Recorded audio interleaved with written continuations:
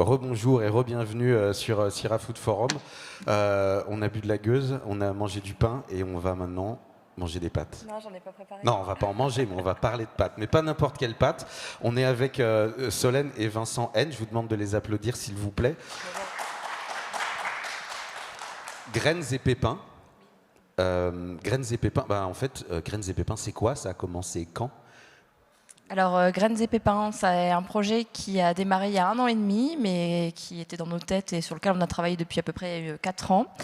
C'est une reconversion pour moi. Je travaillais dans la grande distribution auparavant et puis Vincent, pour lui, c'est pas vraiment une reconversion parce qu'il est vraiment né dedans, pas dans les pâtes, mais du coup dans l'agriculture.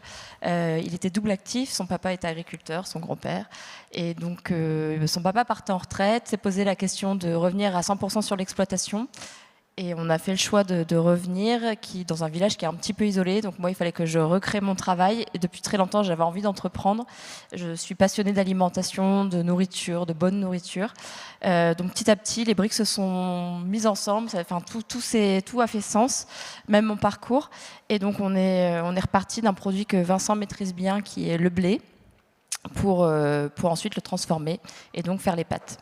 Et le petit mot graines et pépins, graines parce que du coup les pâtes ça démarre avec un petit grain de blé, et le pépin c'est que j'ai un petit rêve, c'est d'avoir un jour un verger très très grand. C'était en fait la question de soit de faire des pâtes, soit avoir des fruits, mais avec des enfants c'est un peu compliqué, donc on est reparti là-dessus.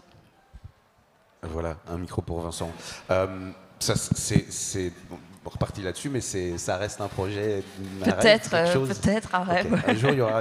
Il sera en miniature d'ici quelques mois, mais le grand, on ne sait pas. On verra. Et un verger, sur quel fruit tu veux travailler? Je ne sais pas. J'ai beaucoup travaillé. En fait, c'était mon ancien métier. Du coup, j'adore le kiwi. Il s'en plante un peu par ici. Okay. Enfin voilà, ça c'est dans 20 ans, mais j'en sais rien, on verra. Alors, donc, le résultat, c'est ce qu'on voit là. Vous avez mis les boîtes ici, c'est les pâtes. Oui. Mais oui, des pâtes, il faut de la semoule de blé dur. Alors, justement, vas-y. J'ai dit une bêtise. Non. Presque. Si on regarde bien sur les paquets de pâtes, en fait, c'est marqué nulle part pâtes. Parce qu'en fait, en France, on est obligé de travailler du blé dur pour faire des pâtes. Et nous, on est dans une région, le nord de la France, où la culture du blé dur n'est pas du tout appropriée. Parce que le blé dur craint le gel, il craint les maladies au printemps quand c'est humide, et surtout quand il est mûr, il germe directement, donc il faut que la moisson se fasse vraiment à l'heure, et on ne peut pas déroger. On a quand même un climat un peu capricieux, avec des extrêmes, très, très chauds comme on peut avoir là, ou des fois très humides. Donc on a fait le choix de travailler du blé tendre, et le blé tendre, là on a l'éventail de tous les possibles dans le choix des variétés. Et ça nous intéressait beaucoup, parce que le goût des pâtes, en fait, c'est uniquement la variété du blé qui va nous le donner. Sachant qu'on met de la farine, de l'eau. Il n'y a rien d'autre, il n'y a pas de sel, il n'y a pas d'additif, il n'y a pas d'œuf non plus, contrairement à ce que certains peuvent penser. Donc vraiment, le goût de nos pâtes, c'est notre farine, et notre farine, c'est le terroir, et c'est la variété qu'on va choisir. Et le blé tendre nous a permis en fait, de faire notre petit assemblage de farine pour arriver à ce résultat, quoi. Ça veut dire que tu as choisi des variétés spécifiques Ouais, on est allé chercher au tout départ, dans l'idée c'était de se dire on a des variétés anciennes en France qui sont très, très connues. On voulait travailler avec ces variétés-là, et en fait ces variétés-là sont super, mais avec un goût vraiment très marqué, très typé. Et Solène venant de la grande distribution, on avait en tête quand même d'aller démarcher la grande distribution, parce que c'est quand même 70-80% des achats alimentaires en France. Donc c'est quand même un créneau sur lequel il fallait qu'on aille. Et par contre, pour plaire à un maximum de clients, il fallait trouver un équilibre entre justement ce goût qui était très fort et une clientèle aujourd'hui qui n'est pas habituée à manger des choses très, très goûtues. Donc aujourd'hui, ce mélange de variétés nous permet d'équilibrer. Donc d'un côté, c'est cette variété très ancienne, très goûtue, et une farine un peu plus moderne, donc une variété plus moderne qui va diluer un peu ce goût prononcé, quoi. En gardant quand même l'idée que c'est des pâtes qui ont du goût. Oui, c'était l'idée, parce que on aurait pu partir que sur des variétés modernes, mais du coup on n'apportait rien par rapport à une Panzani, une Barilla, et c'était pas ce qu'on voulait. Du coup justement on voulait vendre notre produit, donc on voulait pas partir dans quelque chose de trop typé, mais finalement c'est une bonne alliance. Et il faut savoir aussi quand même qu'on avait à la base semé 3 variétés, et qu'on n'en a conservé que 2, qu'on a fait des tests avec une centaine de consommateurs justement pour choisir l'assemblage qui convenait le mieux. Et c'est pas celui que moi j'aurais choisi à la base. Moi j'aurais choisi, en fait j'étais habituée à manger des choses assez goûtues, donc j'aurais pu prendre juste la variété ancienne, et c'est là où on s'est aperçu que ça plairait pas à tous les palais. Mais on était assez content que ce soit pas justement celle qui était totalement insipide qui a plu à notre panel. Donc c'est vraiment le mélange et elles ont un petit goût spécifique. Et les gens reviennent, enfin le premier acte d'achat se fait par le côté local, parce que c'est quand même un peu dans l'air du temps. Et les gens reviennent pour le goût, parce que justement ils retrouvent quelque chose de différent. On retrouve vraiment le goût d'un bon pain. D'un bon pain, je trouve que c'est ce à quoi ça ressemble. On était tout à l'heure avec Ulysse Toulet, boulanger, il nous évoquait, il nous parlait des mêmes choses, le goût qu'on avait. J'ai fait une formation meunerie avec Ulysse justement juste avant le démarrage, donc c'est marrant de se retrouver. Tu vas nous expliquer, parce que comme le pain, ça a l'air facile de faire des pâtes, mais c'est pas du tout le cas. Mais avant tu as une vidéo pour nous montrer comment ça se passe. On a une petite vidéo pour montrer. Avant qu'on la lance, je veux bien juste dans les paquets qui sont là, il y a diverses formes. Alors j'en ai laissé dans les cartons, mais on a 7 formes, enfin on a même 8 formes, une 8e qui est en train de sortir. Quel est l'intérêt de la forme des pâtes? L'intérêt, alors déjà on a regardé ce qui se vendait. Donc majoritairement les gens mangent des coquillettes, des torsades et des penne, donc on a fait un peu les classiques, ce qui n'était pas celle que nous on consommait non plus. Et après on a voulu se faire plaisir parce que du coup on aime bien les formes qui changent, donc à terme on aimerait bien sortir d'autres formes et des formes justement qui changent un petit peu. On a la mafaldine et les risoni qui sont celles vraiment qui sont sympas. Donc la mafaldine, c'est une pâte un peu ondulée, le côté ondulé reste à la cuisson et finalement je pense que c'est notre meilleure vente. Il faut pas le dire à Baria et Panzani parce que sinon ils vont vouloir la faire. Mais... C'est une forme que vous avez inventée? Non, elle existe, mais elle n'est pas trop commercialisée en France. Elle est plutôt commercialisée sur des pâtes longues et chez des spécialistes italiens. Mais on la voit pas beaucoup sinon en magasin. Mais celle-là, elle est vraiment sympa. Et après, donc ça c'est plutôt celle de Vincent. Et moi, c'est plutôt les risoni. Les risoni, ça a la forme d'un petit grain de riz. Et celle-là, elle est vraiment chouette parce qu'on peut la décliner avec plein de recettes différentes. En fait, on peut... à manger comme ça, je la trouve pas super parce que ça fait un peu tout petit et du coup, on a l'impression d'engloutir ce qu'on mange. Mais par contre, c'est vraiment une bonne base pour justement faire comme un risotto, entre guillemets, pour les salades de pâtes l'été. Enfin, il y a vraiment plein de déclinaisons possibles, en fait, comme avec le riz. Et, ça fait un peu penser à l'orzo grec. C'est ça. Qui est connu des gens qui connaissent, mais pas encore plein de monde. C'est délicieux, on peut le manger chaud, on peut le manger froid. C'est ça, il y a plein de déclinaisons et d'inventions possibles. Devant vous deux, il y a ces trois pots. Tu peux, je sais pas, Vincent ou toi, nous dire de ce qu'il s'agit. Et est-ce qu'on doit voir la vidéo avant de parler de ça ou Non, mais on peut vous montrer là, puis après regarder la vidéo, ça fait sens. La vidéo, c'est parce qu'on a besoin de comprendre que c'est pas du tout aussi simple que ça. Alors, tout simplement, ce que disait Solène tout à l'heure dans le projet, c'est que tout part d'un grain, donc le grain de blé. Donc ça, je peux le faire passer? Oui, allez-y, oui. Ça c'est la matière première en fait que je cultive moi sur la ferme. C'est un grain de blé que donc je fais ma semence moi-même. Donc c'est un grain de blé que je sème, que je vais choyer pendant l'automne, le printemps et qu'on va récolter incessamment sous peu au mois de juillet pour la moisson. Ce grain-là, il va falloir plusieurs étapes. Donc déjà le trier, parce que quand on passe avec une batteuse, on n'obtient pas du grain pur comme ça. Il va y avoir des petites enveloppes, des bouts de paille, tout ça. Donc il y a une première étape de nettoyage. On verra pas tout ça dans la vidéo, mais après il va falloir le brosser et seulement après va arriver le moulin. Donc en fait le grain de blé que vous voyez, une fois qu'il passe au moulin, j'ai deux produits qui en sortent. D'un côté, ce qu'on appelle le son. Donc c'est l'enveloppe du blé, comme si on avait épluché le blé. Et l'amande du blé qui est à l'intérieur, c'est ni plus ni moins que la farine. Donc c'est les deux produits. En fait, mon moulin, c'est un séparateur entre guillemets de produits. Il va mettre d'un côté le son, de l'autre la farine. On va obtenir à peu près 25% de son et 75% de farine sur 1 kg de blé. Petite particularité, c'est qu'on travaille avec un moulin à meule de pierre. Donc le moulin à meule de pierre va venir dérouler le grain de blé, on ne dit pas écraser, tout en douceur. Et justement, c'est ce qui fait qu'on va garder du coup tous les nutriments, les fibres, mais aussi le goût du blé qu'on va retrouver à la fin. C'est encore une fois, je reviens sur Ulysse, mais c'est ce qu'il nous a expliqué, c'est que qu'est-ce qui va se passer à ce moment-là, c'est qu'en fait, ça libère aussi différents composants chimiques et ça a un effet de transformation beaucoup plus grand qu'on ce qu'on croit sur ce qu'on va manger après. C'est ça. Et puis en fait, le fait que ce soit vraiment en douceur, le grain de blé, il n'est pas échauffé. En fait, y a pas le travail mécanique se fait vraiment en douceur, et donc on ne perd pas par rapport à un moulin industriel où c'est à forte pression et où ça passe plusieurs fois dans des cylindres. On n'est pas du tout sur le même travail et du coup c'est vrai.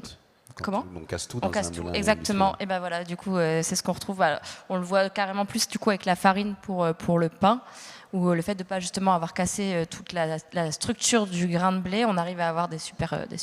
C'était difficile de trouver quelqu'un qui travaille comme ça, un meunier qui travaille comme ça. Ça a été. Alors, on savait ce qu'on voulait comme moulin. On voulait un astrier, donc voilà. Par contre, il y a plusieurs artisans en France qui font des moulins astriers. Et du coup, il a fallu trouver l'artisan. Et là, pour le coup, c'est pas évident. On s'en rend compte. En fait, on a eu du mal à avoir des échanges avec les autres agriculteurs. C'est que c'est tellement compliqué de trouver les machines qu'après, les gens, une fois qu'ils ont eu l'info, eh ben, ils la gardent pour eux. Et c'est pareil aussi pour les machines à pâte, où on a vraiment mis du temps avant de trouver notre constructeur. En fait, on savait ce à quoi on voulait ressembler parce qu'on avait fait notre étude de marché par rapport à d'autres agriculteurs qui avaient fait la transformation. Donc on savait, en fait, les machines vont jouer aussi sur la forme de la pâte et la tenue à la cuisson. Donc on savait ce vers quoi on voulait tendre, mais on ne trouvait pas le constructeur. Et on l'a trouvé vraiment au dernier moment et il avait validé, enfin quand il nous a dit avec qui il travaillait, on s'est dit ok, c'est lui. Enfin, ouais, pas facile. Tu parles de machine à pâte, c'est ça qu'on va voir Oui, dans on peut la les vidéo. voir. On peut peut-être la mettre. Ouais, et complètement. pendant qu'on la voit, tu nous expliques ce qu'on voit. Oui, je peux C'est commenter. ça, ça va si on peut lancer la vidéo. Je peux me mettre devant. Tu te mets où, bien sûr, où tu veux. Tu es chez toi. Vous regardez sur celle-là ? Les deux. Voilà. Hop, je me mets là.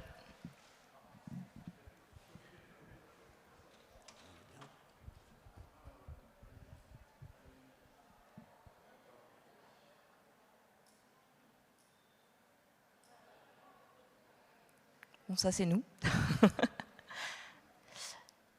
Bon, pour en reparler un petit peu de pourquoi aussi, ça c'est notre mission. Alors là, c'est les différentes formes de pâtes, celles dont on parlait tout à l'heure. Donc il y avait les trois classiques, les risoni et les mafaldines, et là les tagliatelles et les linguines.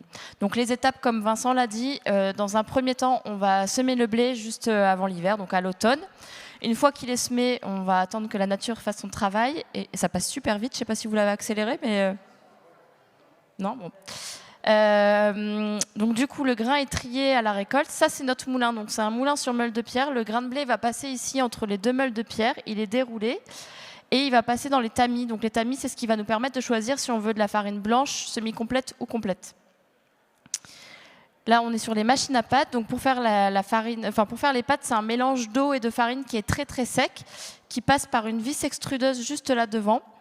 Devant laquelle on va changer la filière. En fait, la filière, c'est le moule. Donc là, vous voyez, c'était les mafaldines qui sortaient, mais ça peut être des coquillettes, etc. La première étape, ça va être le pré-séchage. Le pré-séchage, c'est juste de faire une espèce de petite croûte autour de la pâte pour la sécher. Et ensuite, elle va être mise sur des plateaux et envoyée vers un séchoir. Et là, on est sur un séchage très très lent, entre 19 et 28 heures. Donc toujours dans l'idée des machines en fait, de A à Z, que ce soit le moulin ou les machines à pâte, on souhaitait vraiment conserver voilà, tout le goût du blé. Donc on a vraiment choisi des machines qui n'allaient pas dénaturer le grain de blé, tout le travail qu'on allait faire. Voilà, c'est passé un peu vite, mais du coup vous avez vu on va comment on revenir faisait. parce que moi j'ai des questions. Et juste devant l'écran, il y a Léon. Oui, C'est Léon. le premier fan des pâtes. Tu manges beaucoup de pâtes, Léon? Non, c'est le premier fan des machines. C'est le premier fan des machines. C'est Des votre tracteurs, fils, hein, surtout. c'est votre fils. On a vu, on a bien compris la récolte, mais c'est sur le passage de la fabrication de la pâte, cette histoire de séchage pendant 28 heures, tu as dit? Entre 19 et 28 heures selon la forme, oui. C'est un choix, on imagine bien que les industriels de la pâte ne font pas ça comme ça. C'est un choix. En fait, dans le choix des machines, ce qu'on voulait, c'était justement garder tout le goût du blé pour l'avoir à la fin, parce que du coup, on fait le travail. Enfin, le travail est fait en amont dans les champs, par rapport au choix de variété, par rapport à tout le travail qui est fait dans les champs. Enfin, on s'est refait un petit cahier des charges un peu plus strict qu'un blé classique qui part à la coopérative pour être envoyé à l'autre bout du monde et où on ne connaît pas la finalité. Donc, il y a déjà tout ce travail-là pendant 10 mois. 9 mois. Et ensuite, on est après sur les machines. Voilà, on voulait vraiment que tout ce goût du blé, les choix de variété puissent rester à la fin et que le consommateur, et nous, puissions le goûter. Et donc le moulin, on en a parlé, c'est ça qui va permettre de garder le goût, mais aussi du coup le séchage très très lent. Et effectivement, en industrie, on est plutôt sur 4-5 heures à des températures bien plus élevées. Nous, on est sur 19 à 28 heures, ça dépasse pas les 50 degrés, ça envoie de l'air chaud, ça s'arrête, c'est des cycles où l'air circule. En fait, c'est vraiment une chambre fermée avec un système d'air qui circule à l'intérieur. Tu l'as dit, faire fabriquer toutes ces machines, trouver les fournisseurs pour tout ça, ça a été un chemin de croix en fait. Ouais, complètement. Ouais, parce que du coup, on voit pas la marque des machines sur nos vidéos. C'est encore nouveau, ce projet, cette histoire, mine de rien. Le bilan que vous en tirez, c'est quoi je pense que... Vas-y, parce que du coup, c'était un changement pour toi. Ouais. Pour moi, c'est déjà dans un premier lieu une satisfaction personnelle, parce que ce que disait Solène, c'est qu'avant, je produisais du blé qui était chargé dans une péniche, et il y a 2/3 du blé français qui part à l'export, donc ça n'avait pas forcément de sens dans mon boulot. Aujourd'hui, ce blé... je le travaille, on le transforme, on le vend, on voit des clients, on fait une vente à la ferme une fois par mois, on a des clients qui viennent, ça crée un lien social dans le village, autour de nous. Enfin, vraiment, c'est une belle expérience humaine. Pour la partie technique, c'est super enrichissant aussi parce que ça remet en cause tout le système d'exploitation, dans la façon de travailler, la façon de faire, dans le choix des machines, dans voilà, tout ce qu'on a pu apprendre. Au début, on parlait de diversification et on se rend compte que c'est un métier à part entière. En fait, de faire une pâte, c'est pas un truc en plus, c'est vraiment un métier. Donc ça on a beaucoup grandi avec l'expérience qu'on a pu apprendre. Et puis, le bilan entre guillemets économique financier aujourd'hui, il est un peu léger pour l'instant. C'est la première année. On a fait des investissements conséquents parce qu'on croit à notre produit, on croit à ce qu'on fait, on met de l'amour dedans. Il va falloir 2-3 ans pour que tout ça prenne une dimension entre guillemets rentable. Donc il y a ce petit point d'interrogation sur cette partie-là. On donne beaucoup d'énergie dans ce projet. On espère que d'ici 2 ou 3 ans, tout ça match, enfin que les trois soient ouverts, quoi. Après, on a vraiment des bons retours au niveau des consommateurs. Donc ça, on se dit qu'on travaille dans le bon sens. C'est juste qu'il faut se faire connaître. Et donc c'est ça qui prend du temps. Donc on vous trouve à Heudicourt. Oui, une fois par mois. Oui. Une fois par mois. La grande distribution, ils ont accroché. Vous avez réussi à distribuer. Alors autour de chez nous, on est allé facilement autour de chez nous. Donc là, ça marche super bien. On est en région lilloise aussi. On a quelques Auchan qui jouent le jeu, des Leclerc aussi. Enfin, voilà, en grande distribution, ça se met petit à petit en place. Et on a aussi les cantines. En fait, dans la Somme, du coup, nous, on est dans la Somme, on est limite 59-62, mais on est dans la Somme. Et dans la Somme, le département fait un énorme travail avec les chefs de cantine pour remettre en place les produits locaux dans les cantines et aussi éduquer les consommateurs, mais les petits consommateurs qui sont les futurs consommateurs. Et donc, ils jouent vraiment le jeu. Donc, on va dire qu'on est un tiers avec les cantines dans notre réseau, un tiers avec les cantines, un tiers de grande distrie et un tiers avec des petites épiceries, à la fois épiceries fines ou magasins fermiers. Les cantines, ça rejoint, il y avait au début de la vidéo qui a été vite votre mission. Parce c'est une mission aussi que vous vous êtes donnée. C'est ça. Du coup, c'était un changement de vie qui s'est fait en plusieurs étapes. Et effectivement, la mission qu'on s'est fixée, c'était d'agir pour une alimentation saine, locale et durable. Alors, ça fait un peu basique, mais en même temps, c'est vraiment notre moteur. Et dans les petits moments de doute, parce qu'il y en a, c'est un projet, on entreprend, donc il y a forcément des petits moments où on se demande ce qu'on fait. Et quand on se raccroche à ça, tout de suite, ça redonne du sens. Et voilà. Et exactement, l'idée, c'était vraiment de redonner des nutriments dans l'assiette des habitants des Hauts-de-France. Alors, on ne va pas capter tout le monde, c'est sûr. Mais en fait, moi, ce qui m'agace le plus dans l'alimentation, c'est que, mais on n'a pas été éduqué pour ça, par les écoles, etc. C'est qu'en fait, on se nourrit, mais d'aliments qui sont creux, vides, entre guillemets. Du coup, moi, je viens des fruits et légumes. Il y avait une étude qui m'avait marqué il y a quelques années, que j'avais lue. C'était que les pommes, il y a 50 ans, étaient bien plus nutritives pour quand on disait One apple a day, keep the doctor away. C'était vraiment ça. Et en fait, c'est que ça apportait vraiment quelque chose. Alors que maintenant, ça a perdu plein de nutriments parce qu'on mange tout le temps les mêmes variétés, que c'est des variétés qui ont été faites pour avoir du rendement. Et voilà. Et donc, en fait, tout cet aspect nutritif, les nutriments, ils ont été perdus. Le goût aussi. Vous goûtez une pomme ancienne. Voilà. Donc, vraiment, c'était un peu la base aussi. Ça a joué sur le projet. Et donc moi, j'avais envie de me dire que si on remettait des pâtes dans les assiettes, il fallait que ce soit un plaisir. Parce que du coup, ça passe par le plaisir, on a envie de bien manger, mais aussi qu'on apporte quelque chose en termes de santé, entre guillemets.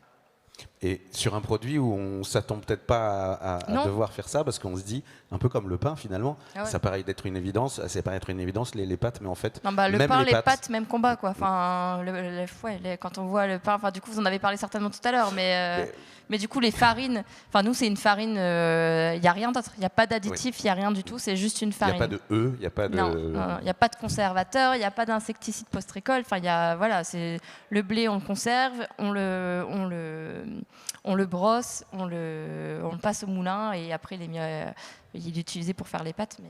Puis j'en profite pour dire que tout ça se fait dans un rayon de 3 km. Mon champ le plus loin, il est à 3 km. Le blé il rentre à la ferme, il est trié, brossé, passé au moulin. La pâte est faite, conditionnée, mise dans le paquet, et tout ça dans un rayon de 3 km. Donc si on veut aller même plus loin sur le bilan carbone qui est un peu discuté partout en ce moment, là pour le coup, on pourra jamais mieux faire que ce qu'on fait aujourd'hui. Ça paraît presque logique que ça se passe comme ça, qui est l'agriculteur et la transformatrice, et que ça se passe comme ça. Non, mais et finalement, on a perdu cette connexion. Ce que vous réinventez, que vous nous montrez. C'est assez marrant parce que du coup, on a des clients qui sont pas ici, qui sont en Alsace, et qui nous ont envoyé des photos de leurs arrière-grands-parents qui étaient, on appelait ça vermicelliers, donc c'était les artisans pastiers à l'époque, dans leur village. Et du coup, en échangeant et en faisant un peu des recherches, et ben en fait, il y a 80 ans, dans plein de villages, il y avait des artisans pastiers. Et alors, il y avait le meunier pour la farine, mais il y avait aussi des artisans pastiers. Alors, ça devrait certainement aussi dépendre des villages, parce que moi, mes grands-parents ne faisaient pas ça, mais ils étaient dans le monde agricole et j'ai pas entendu parler de ça. Mais du coup, il y avait pas mal de villages en France où il y avait les artisans pastiers. Eh ben, vous faites revivre ça et c'est tant mieux. J'ai envie quand même, non seulement qu'on vous applaudisse, mais qu'on vous dise merci de faire ça. Donc, Solène et Vincent N, on vous trouve à Heudicourt. On les applaudit, s'il vous plaît, pour ce beau travail. Vous êtes sur le marché de producteurs ? Non. Ben, on est très content de vous avoir accueillis ici. On espère vous revoir. On se donne rendez-vous quand... on cuisinera la prochaine fois parce que du coup ça aurait été sympa de goûter. J'ai vu que vous avez goûté la bière. La prochaine fois on cuisine, Léon vient sur scène et ça marche. Et on a un super traiteur avec qui on travaille. J'avais parlé d'eux mais ils étaient pris ce week-end. Mais du coup ça pourrait être l'occasion de faire quelque chose avec eux. On prend rendez-vous.